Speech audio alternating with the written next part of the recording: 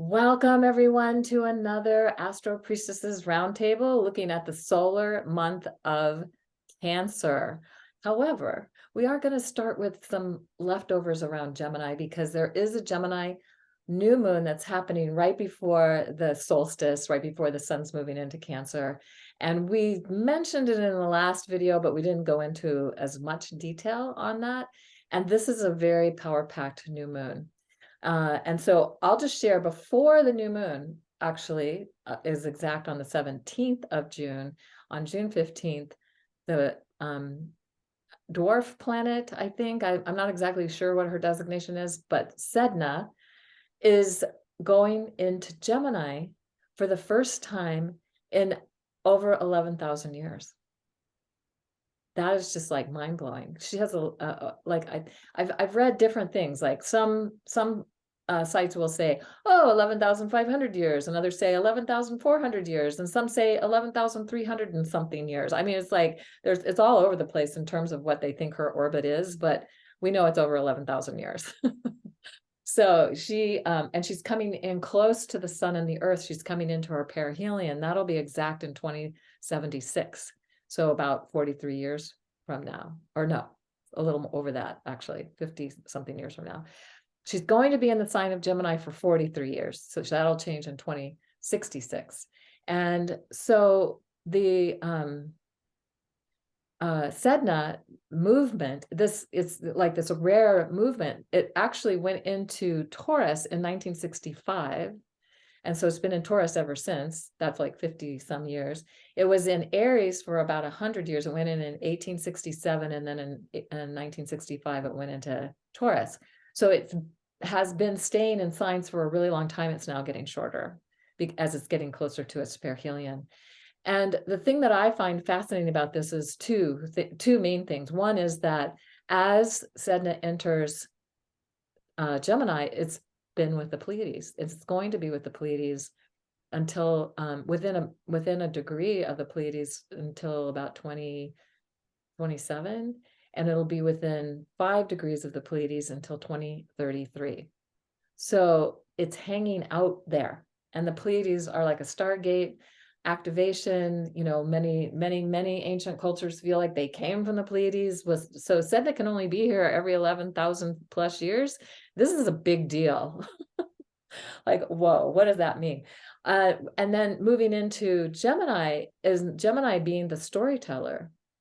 And Sedna's story is she's an Inuit goddess, sometimes referred to as a crone goddess, who wound up being betrayed, having to marry some guy. It turns out he's a raven. It was like she was miserable. Her father comes to get her to take her home, but then the raven finds out and comes and messes things up, and the boat's about to sink, so he throws his daughter overboard. And she's trying to get back into the boat, and he's like whacking at her hands and to get her to let go, and she winds up sinking to the bottom of the ocean, and her fingers get whacked off as a result. And it's like not a great, fun, loving kind of story, but as she's sinking to the bottom of the ocean, she's giving birth to all the sea creatures. And so one thing that's really fascinating about Sedna is that this planetoid, whatever it is that she is, she goes way out in her orbit into the deepest, coldest places of space. And in her story, the Inuit story, she sinks to the coldest, deepest places of the ocean. So it seems like there's a link and a connection there. And so what is the new story? We could say we've had this old story about her. And one of the thoughts I have is that if we think about humanity in the last couple millennia, for sure, that there's been sort of a frozenness in our emotions. And she's at the bottom of the ocean. So the ocean, the water representing the emotional field. So how are we now releasing, letting go, allowing ourselves to feel the things that we haven't allowed ourselves to feel before, ideally in a healthy way. So we're not taking it out on anybody or we're not projecting it onto something, but to really allow ourselves to feel those things. And I feel like Sedna in Gemini, we can tell that new story. We can have that new intention that we can give birth to something completely new for humanity in general. So that's the thought that I'm having about that. So it's right before the new moon in Gemini. That is, the sun and the moon are located between the horns of the bull. And in the Egyptian culture, when there were planets between the horns of the bull, they would, especially if it was like a new moon. Now we won't see this new moon, but they could see that crescent moon between the horns of the bull. They would know that it was a new age that was starting. And so we can't see this one, but we know it's there. And also the moon is way outside the boundaries. It's 27, almost 28 degrees out north latitude. So it's outside the boundaries of the sun by almost 5 degrees. So outside of ordinary reality. So we have this thing that's happening that's taking us into the possibilities of something new and different. From the new moon point, what are we seeding? What are the new stories we're going to be telling? And also that the sun and the moon are within less than 4 degrees of the solstice point, where we have the longest day in the northern hemisphere and the shortest night at the June solstice, and opposite season in the southern hemisphere. And so a few days after this new moon, the sun's going to be right there. And a few days after that, Mercury's going to be right there. And so we have this energizing of the galactic cross at the galactic edge at the solstice. But the new moon being very close to it. It's like, just like definitely within reach. I could say it that way. Definitely within reach. So, we could say that this is, and then what's happening on the day of the new moon is Saturn's going retrograde, and will be retrograde until November. And then also there's something else. There was another thing. Neptune is exactly square the sun and the moon. So adding another whole watery oceanic dimension to this story of Sedna, and how Sedna is bringing us our awareness into the emotional feeling realm, and this new moon also doing that. So that's quite a lot I've already just shared. So I'm going to turn this over to whoever feels next and inspired. But we have this, just the next few days are amazing. I love that part of the story, because it's also even the Pleiades. Like, if we look up the myth about them, at least the Greek one is like an old man following them, and then they are like persecuted. So it's this whole story that now Neptune and Sedna and Saturn in Pisces going retrograde is telling us, how can we connect with the feelings of another culture, another vision, and then the new moon in Gemini describing that for the future. Like, we can take the old stories, but the ones that they are not really reflecting who we are anymore, we have now the energy to do something different. And I feel this is also supported with a sextile between Jupiter and Saturn that is active in the new moon, but then it's exact the 19th of June. And that takes us back to 2020, December. And the 2020 was a year that everyone can remember.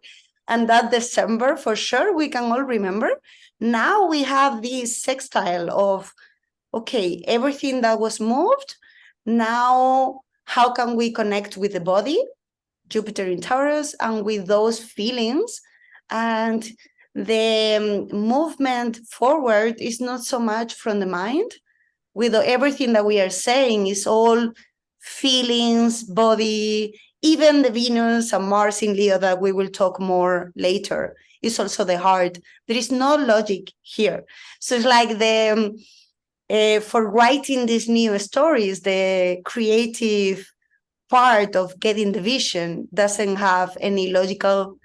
And then the new moon in Gemini, then we find the words after we receive the information. So I think that is the possibilities that is sound. I don't know, it feels really good, even just talking about it. Like in the body, it's like this energy is nice. So yeah, looking forward to hear everything that we are weaving together. I I love love that so much. connection with the, oh, sorry, Jamie. Oh, go ahead, Nora. Go ahead first. The connection with the mythologies, because even going back to Sedna and how it's a creation story, and thinking about how whatever we lean into or connect with in terms of creation story, it will influence how we then create everything. So whether that's from, a Christianity standpoint of creation, do we believe that that's how the world was created? How do we believe that the world was created? Asking from a question space, and then maybe even letting something drop in around this new moon around, okay, and now what is the most important creation story for me to focus on right now? And then how will that influence what I now create? What do I believe is possible? What are the resources that I have available? Because if you believe that, oh, all I have to do to create is speak the word, well, now your voice is much more empowered, for example, if that's what you believe about the creation myth, right? Or if it's, I have to root on the ground and receive something from my root, and that's how I will get the seed of what is being created. And so then actually go and physically do that and experiment and see what happens, see how much more confident and powerful you feel in what you're creating. Oh, I love that so much, Nora. I am just so inspired listening to everyone share, and Kaylin bringing in Sedna, and Mar bringing in mythology more too. And, I really feel this Gemini new moon is so powerful. Like Kaylin said, this is an out of bounds new moon, and out of bounds means out of the bounds of normal reality, as Kaylin, you often share about. And I really feel it with Gemini is the sign of possibility. Gemini is the sign of potential. I mean, Gemini is the sign of magic. It's the possibility that's in the moment, that is there really in every moment. But it's just a matter of being open and available to perceive and tune into what's there that we might be missing because we have entrenched neural pathways, right? Because as we get conditioned, as we go through time, we have these very conditioned ways of seeing reality, and we narrow in our minds on what is available to us. In Gemini, it's like the childlike magic of the beginner's mind of stepping back and what if, and I wonder. And so there's this really powerful opportunity to really connect in with whole new realities and whole new ways of being with this new moon that are beyond, right, what we've previously experienced before, because this is an out of bounds new moon. And I feel like with this new moon squaring Neptune and Pisces, right, we may have some inner tension or feel caught between maybe our mind is logically trying to go one way and our heart is going another way, or we're caught in between logic and what's rational and intuition and what feels more imaginative and dreamy and what we're inspired by. And there's this invitation to actually merge the two together with this new moon, to really tune into Gemini is about perception, but squaring Neptune, this is tuning in and perceiving our higher heart here to really birth a whole new reality. And with also Saturn goes retrograde 11 hours before this new moon, and Saturn going retrograde, right? This is Saturn's been in Pisces, and I feel like the Saturn retrograde in Pisces with this new moon, the invitation is how flexible, how fluid can we be? Where have we been kind of rigid and stuck and stagnant? Especially we've had this fixed grand cross that's kind of separating now, but we've had that going on for a while, and it's where have we been kind of fixed and stuck and stagnant, and where can we actually let go and let flow some of our boundaries or rigidness here? So especially where have we been stuck and stagnant in the way we perceive reality? And I feel like Saturn going retrograde, right, with this right with this new moon, Saturn and Pisces is about grounding in this higher vision, this higher dream, this higher inspiration. And what has, where have maybe we been self-sabotaging ourselves and these kinds of things. As Saturn's going retrograde, we get to release that. We get to let go. We get to release the grips on some of that. So there's a lot of potential here to open up to new ways of being. And just for me, like just opening up and being energetically open to something new, just even holding that intention in my energy field feels really, really powerful. Beautiful. Oh my gosh. Having a new creation story, love that. And Yeah. going with the flow. And dreaming, and literally with Neptune being so involved, it's dreaming into a new reality, and that the old reality, we're outside the boundaries of that old reality at this time. Mercury is also going to go outside the boundaries on June 23rd. So there's even more energy, and the next full moon will also be outside the boundaries, and the next new moon will be outside the boundaries. So we've got a long time to really tune into this and be outside of what it is that we feel like we've been conditioned into, and to really dream into something new, and to take action towards that, ideally also. So that, and then within a few days after this new moon, we have the solstice, the sun, when the sun is on the cross. Now, the galactic cross at the galactic edge, at the center of the sacred hoop of stars. And this is something that the native people would see as, when there was something happening there, when there were planets moving through the sacred hoop, that was a time that was something to pay attention to. So every year now, for until 2070, the sun is going to be on this cross. It only moves past 1 degree in 2070, so it's still pretty close to it for a while after that. And it's at the galactic edge, looking out beyond our galaxy. So looking out beyond, again, going beyond whatever it is we have been in our reality. And on that same day, there's the Venus moon conjunction at the crown chakra, as she's rising out of the underworld and reclaiming her connection to divine authority, the divine authority that's within her, not something that she's given away or she's not connected to or doesn't have. It's like, this is her opportunity to reconnect with that. And it's in Leo, so it's also about self-love and recognizing our divinity, that the divine essence is within each of us. And there's more to all of that. I know others will have something to say about that. But before I leave that piece, I just want to say that on June 26th, there is a moon occultation over a star called Porama in the constellation of the Virgin Priestess. And it's the last one in a series that has been happening. And that Porama is the star of prophecy. So as we're looking at our new creation story, we are becoming the prophets of the new world. And as we are calling forth what it is that we're speaking into, how we're letting go of the old and embracing the new visions and possibilities that are here for us, then we are helping to become the prophets of this new reality. So I just wanted to share that piece as another thing that's happening in the solstice window. So passing it along. That's juicy, Kaylin. I love that. We're becoming the prophets. That's so empowering. I feel like that's a big theme for this whole, well, for the rest of our lives, really, but especially this year, the re-empowerment piece. Something has been really coming through around the Jupiter in Taurus in the sextile to Saturn, and how that's also really, I think, linking in the Venus in Leo story. I know they're not quite square, but Jupiter is in Venus's sign. So they're communicating, they're already square by sign as well. And I've been just noticing, maybe you've been feeling this too, the need to just like go sit somewhere and like do nothing and just look around, and not take anything with me in my hands, like not take this phone with me so I don't even know what time it is, and not even take a book, not take a journal, and just go and sit. And so I've been making it a practice because I was already sort of doing it, and it's like, just go and sit somewhere and then don't get up until whatever needs to be completed in that space is complete.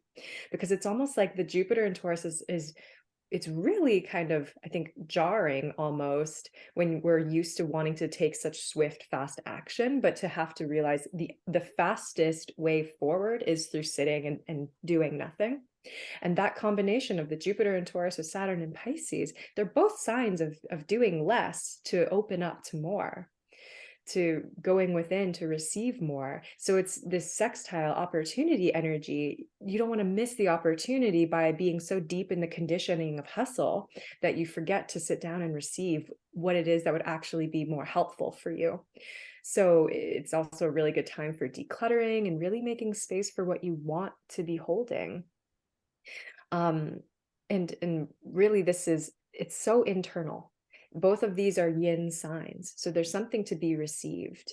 So that combining with the Venus energy that's with the moon on this solstice day, this opening up into Cancer season, this energy actually will stay with us for the whole summer. Since Cancer opens up the summer, when we look at an ingress chart, it actually carries the energy for the full following 3 months. So everything that's sort of being imprinted on this solstice day, like the Venus gate corresponding with the crown chakra, this reclamation of our spiritual power, our inner authority, our ability to make confident, clear, heart-centered decisions. I think it's all hinging upon this ability for us to sit and be quiet and do nothing and listen to ourselves. Like we won't even be able to receive what's going on here in this crown chakra space.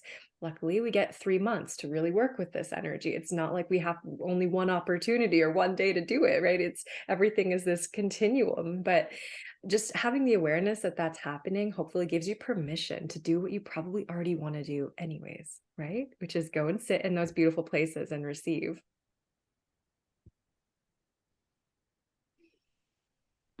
I love that so much, and bringing in the solstice energy too.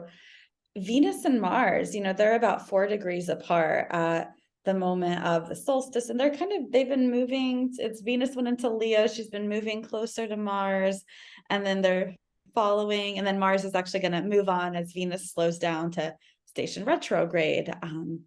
I think July 22nd is when Venus stations retrograde, but just that they're so close together in the solstice, it's not an exact conjunction, and they're not going to make an exact conjunction in Leo, but the energy of their merged energy in Leo is really relevant. And this is the energy of creation, right? Venus and Mars coming into close contact together, and especially Leo. I mean, this is such a creative sign. This is a sign of creating from our heart. And so I feel like, especially like as Nura, as you brought in, there's and I think Kaylin, you brought it in too, the day of the solstice, following the solstice, the moon does come to meet Venus, right? This is that 7th chakra gate, the gate of authority, connecting us to our higher selves, connecting us to the spirit realm. Leo, Kaylin, as you shared, this is connecting to our divine essence. We can really create something from really embodying and embodying our divine essence, remembering our divine essence, that it is our birthright to be magical, co-creative beings here on this earth. And in Leo, we are in the most service to humanity and to the world when we are showing up in our radical individuality, when we're embracing our authenticity, and when we're shining our light big and bright. And in Leo, when we're feeling playful, when we're feeling joyful, when we're feeling lit up, this like magnifies our creative energy. And this is actually how we're most of service in the Leo mysteries. And so there's something so creative, and just that, like Nura, like you said, the solstice chart ripples out for like the next 3 months until we come to the following equinox chart. There is such a creative energy to create from our hearts with Venus and Mars, so close together at the moment of this solstice chart, that I feel really excited about. And it's something we don't have to, get caught up in our mind about how are we going to do it? What are all the details? This is just like letting spirit move through us. And that energy of co-creation that comes from when we open up to that we are magical, divine, co-creative beings. And something else that is coming to me as I'm listening to, like this solstice, the chart of that day is amazing. It's like this light energy after we are with the Venus that we are mentioning, the crown chakra is the ending of a whole cycle that started in a very heavy weight with Capricorn, with Pluto 3 times in January of 2022, and it's being heavy. Like I love Capricorn. I have a moon, Capricorn moon, but it is a sign that has a lot of weight. And what it feels with this chart is that it's the moment to take off some of that weight.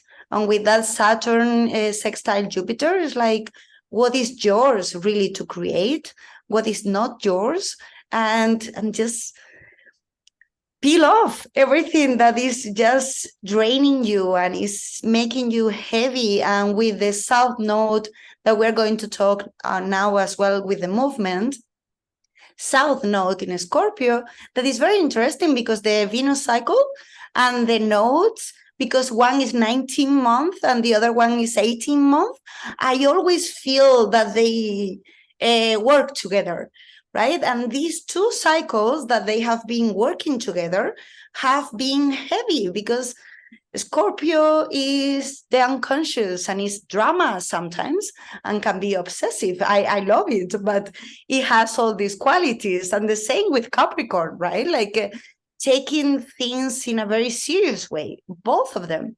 And the change to a cycle in Leo for Venus and the South Node moving into Libra, North Node moving into Aries, it feels lighter, like this movement of going up. But then we have the squares to Pluto to really release the last parts of what we haven't done yet. So it's like what Nura was saying of cleaning the closet. So not only your physical, your energetic closet, I think is very nice with this square to Pluto. Realize where we are disempowering ourselves with all these beliefs and stories, and then just get naked in a very energetic way, right? But it feels like that. This is time to get naked and make love. That's how it seriously is how it feels like with the solstice. It's like, why do we need to take ourselves so seriously? And even with the creation, like all the creation stories that we are mentioning, one of the things that creators really struggle sometimes is the inner critic. And that is a very Saturnian part. And the critic is necessary, but the editing comes afterwards. First you create, and then you do the editing. But if you do the editing while you are creating anything, can be a recipe, can be a plan, a travel, can be a business, anything. It's like first allow yourself to be free, and then you can always come back to things and edit. So I think that will be a really nice, but it feels less heavy anyway, right? Like that Saturn is Pisces is also taking a lot of weight off. Beautiful. Yes. So as we are approaching the Capricorn full moon on July 3rd, and it's an out of bounds moon, pretty far out of bounds, in Scotland, where they built standing stone circles, they have a saying that says, when the moon walks the land at the calling of the cuckoo, the shining ones will return. And so this out of bounds moon will be one that will rise up and kind of walk across the land, and from a specific standing stone circle that they built there that is the shape of a woman. They call her Kalia, the old woman of the moors, or the grandmother. There's different ways that we could talk about her. But anyway, the moon's going to be doing that on July 3rd, actually probably the night before and maybe the night after, on that path across the land. And well, I was there in 1997 to witness the inner standstill of the full moon at that time. And we were doing a ceremony in one of the standing stone circles, and somebody said while we're doing the ceremony, they heard the cuckoo. And I was like, wait, we're the shining ones. We're the ones returning. This is something for us to keep in mind. And here we are as we approach the exact point of the 19-year lunar standstill that will be in 2025. But we're getting close to it. It's like we're inching our way up to it right now with these out of bounds moons, whenever they're in Gemini, Cancer, or Sagittarius, Capricorn, the moon is going to be out of bounds, if it's probably around mid degrees of each of those signs. And so that means that we have this opportunity to go outside the boundaries of ordinary reality to create a new one, whatever that might look like. And to recognize and maybe to even embrace this idea that we're the shining ones. We have come back at this time to shine our light so that we can shine the light on a new world, on a new way of being with each other, with the planet, with on our journey through life, so to speak. And then, as Mar was mentioning, on July 17th, the North Node will move into Aries for the first time in 18.5 years. And the South Node will move into Libra, and Pluto will be exactly square that. I think we'll probably do a longer video. We may say a little bit about this here, but about that, because it's so remarkable what is going on with that and what our opportunity is to really deal with and come to terms with our past and letting go of the things we need to let go of, but also embracing the things that will help us move towards our future and opening the way and opening the possibility into a whole new future. So yeah, pretty cool. Caitlin, there's something so beautiful. I just keep feeling it. Every time you speak, it's like the first you said, we are the prophets. I'm like, yes, we are. And then you're like, we are the shining ones. I'm like, yes, we are. We are the shining ones. And I feel similarly, like we are the rainbow warriors. I very much follow that prophecy, the Lakota white calf buffalo pipe woman. We are the rainbow warriors. I've always felt that. I feel that that's very connected with Saturn and Pisces, sort of closure of cycles and remembering. It's like there's always this like giving and taking from history, from the stories. But the piece of identity, like we are the shining ones, we are the prophets, we are the rainbow warriors. We are also the many Mary Magdalens who are returning from the Cathar prophecy. We are the many, we're here. All of this speaks to identity, which feels so central for Cancer, because that's what Cancer is a cardinal sign, which is all about this reconnection with identity, with who we really are. This is why it's so important to do the inner child work, to do the remembering, to go back and reclaim and play and just realize like we are the ones that we've been waiting for. So how do we get to receive that and believe that and embody that? It's really, truly magical. Sometimes it's almost trippy to think about it. It's like, I feel like Cancer and Capricorn, the story between them and this identity piece and power and realizing who we are, just how powerful we are, so important, because especially with Pluto having dipped back into Capricorn, there's this interface with power, like that we perceive outside of ourselves, this authority that's outside of us. But it's like with Cancer, we're coming back to the remembrance of like, well, actually, we're the ones who are powerful. We're the ones who are the embodiment of these sacred prophecies that we might want to say, oh no, there's somebody else out there. It's somebody else is going to come and save us. There's some other leader who's going to represent that Capricorn power figure. But what if it's instead the circles of our community? What if it's, I feel like with Cancer, there's always that energy of the circle and the tribe, the kula, like we take care of each other. Like it is us. It's not this outside being. Even though, of course, there could be things happening behind the scenes that we don't know about. And I very much believe it's a give and take on all levels, but that we're not just passively waiting for something outside of us to happen. It's like we can go also do it, and it's coming through who we're deciding to be, like the identities that we're choosing to take on. If I believe about myself that I'm a rainbow warrior, I very much act differently. I show up at the grocery store differently. I smile at people. I look them in the eye. I open my heart. Like I act different when I believe myself to have a different identity. So I feel like that's what Cancer season really, really wants to show us. Oh my gosh, I love that, Nura. I'm feeling so inspired and I feel more connected to that essence just as you're sharing. And I just want to bring in, something that I do think is a significant transit over this Cancer season is there's going to be a Mercury Sun conjunction at 9 degrees of Cancer. And that's happening on June 30th, which is also the day that Neptune is stationing retrograde. And I love to work with the Mercury cycles, just like I connect in with the Venus cycles. And so this is kind of a halfway point or a culmination point of a Mercury cycle that started. It started kind of May 1st. Mercury met the sun at 11 degrees of Taurus, halfway through when Mercury was retrograde. And then not too long after that, Mercury rose as morning star in Taurus. And now we're kind of moving into that halfway point where now Mercury's going to traveling behind the sun and we'll meet the sun at 9 degrees of Cancer. And then Mercury will soon rise as evening star.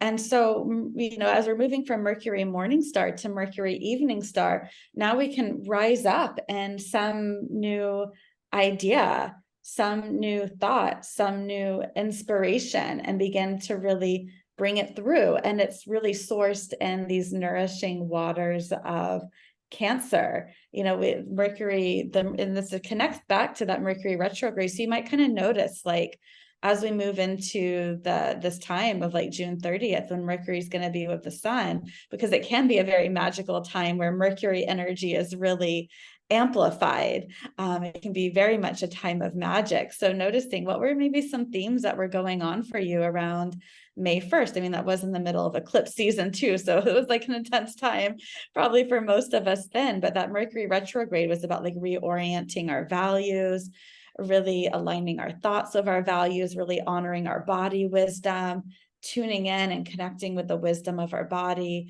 the wisdom of the earth. And there may have been a new inspiration that came to you around May 1st. And now there may be an opportunity to bring it out, to run with it, to nourish it, being in Cancer. So, and I think it's also relevant. It's trying to Saturn, will be retrograde at that time. Saturn will be at 6 degrees of Pisces at that time. So there's this really powerful watery energy to dream into something, to bring something through that we've been visioning into, to give something more form and structure in a very watery, fluid way. It's a little bit paradoxical, but there's something really, really powerful about it. And yeah, I think it could be powerful just to kind of tune into that transit. Also, I'll just add really quickly, Mercury will be out of bounds. So even though it's conjunct the sun, it's not going to be like right with the sun. It's going to be further apart, although we won't see Mercury because it's with the sun, but it's outside the boundaries of the sun, which is also fascinating. If we think about Cancer and family and home and community and all the things we create, but Mercury being outside of those old boundaries, creating something or helping us perceive something new about that can also be, and the sun being the source. So Mercury is with the source, sourcing something new. This is a brilliant moment. And it's also present in the full moon, like during the full moon, the July the 3rd, Mercury is still with the sun. So we will have more illumination into all of what we're talking. And then Venus is going to be squaring Uranus as well during the full moon. So it's this time of breaking free from everything that has been put like in us that is not truly us. So there is this moment, like the image that I keep seeing is like the heart just kind of like it can transmute everything. So we can just do, and everything is falling into pieces in a nice way. Like it's not destructive. Very, and then Lilith is the whole time. Lilith is also in Leo with Mars there. So there is all these nice Leo energy of saying self-love, everything that we were talking. And then with the like preceding the nodal shift that I feel, as Kelly said, that we are going to talk more about this in another video. But as I was listening to you, it's like there is this reframing family, Cancer, relationships, Libra, society, Capricorn, and then Aries, individuality. So there is this opportunity of like, these are the structures and the pillars of society and culture.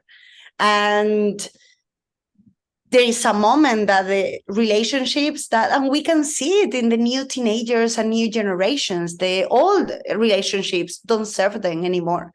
Like the other day, this is out, but it's like I was in a gay,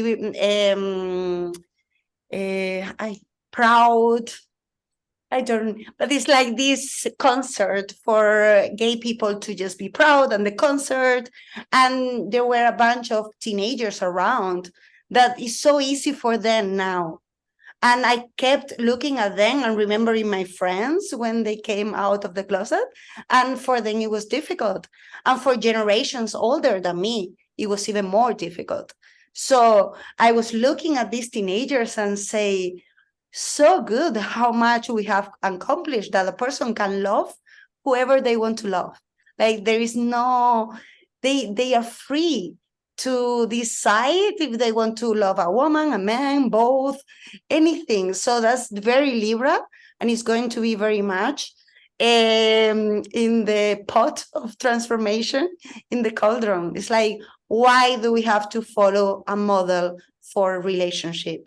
Why do we have to follow only one model for business that is very like Aries and Capricorn?